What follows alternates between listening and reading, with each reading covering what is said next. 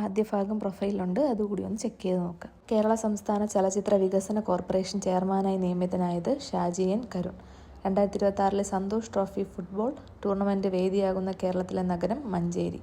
കേരളത്തിലെ ആദ്യത്തെ carbon neutral farm സ്ഥിതി ചെയ്യുന്നവിടെ ആലുവ.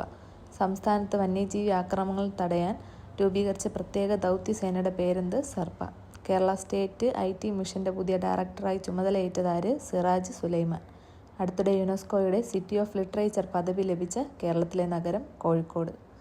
കേരളത്തിലെ ആദ്യത്തെ വനിതാ പോലീസ് ഡയറക്ടർ ജനറൽ ആയി വിരമിച്ച വ്യക്തി R. Sreelekha.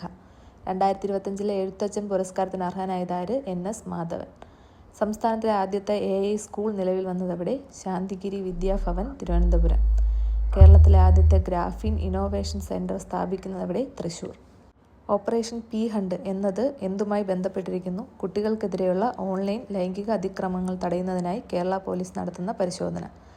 Kerala administrative tribunal ചെയർമാനായി നിയമിതനായതാര്? ജസ്റ്റിസ് CK അബ്ദുൾ റഹീം.